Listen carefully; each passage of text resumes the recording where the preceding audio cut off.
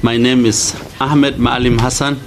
The video of Banissa's brand new MP begins with a sentence that instantly froze the country, a sentence Kenyans have feared for decades, whispered during every election cycle, debated in political rallies, feared in border counties, and now suddenly spoken out loud on camera. My name is Ahmed Maalim Hassan, the newly elected Banissa MP.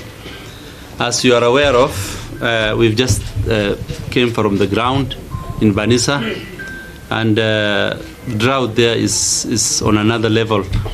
Even the people who voted for us, we had to move them from the interior of Ethiopia and other counties that are neighbouring us, just because they have left with their livestock.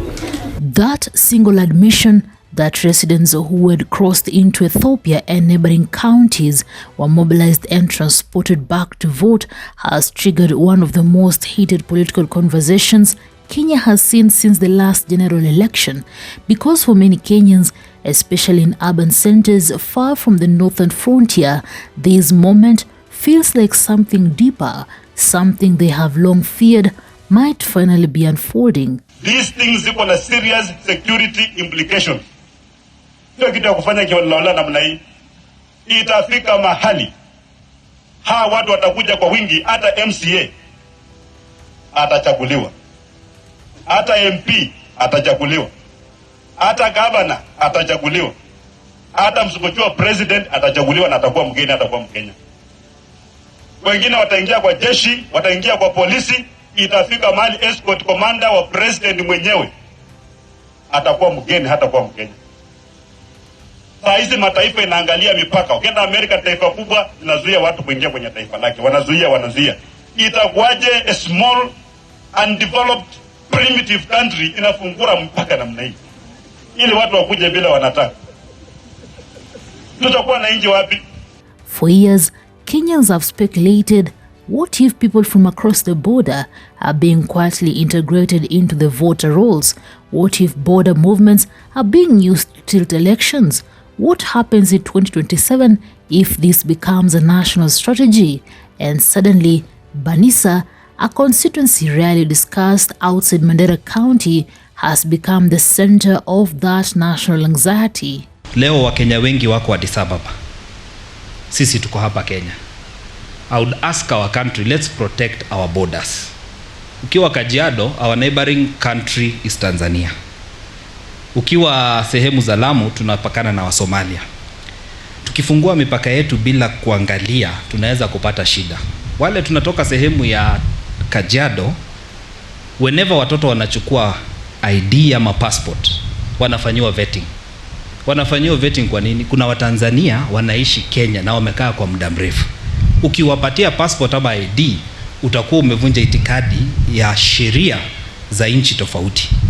It is always good to protect our country at any one point. Whatever the circumstance, protect the country. Banissa is one of Kenya's most neglected and harshest regions, a place where the border is not a line but a lived reality.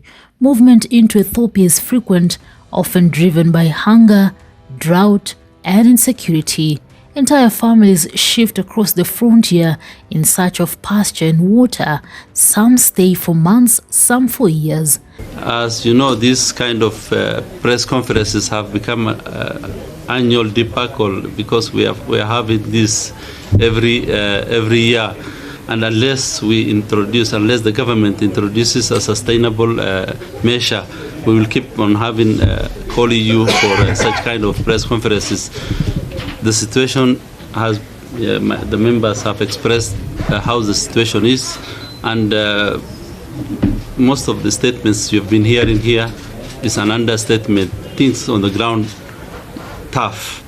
We've been there for the last 2 weeks, and if you go and visit there, we're not even talking about animals now, we're talking about human beings. So when the by-elections were called for 27th November, local community networks swung into action.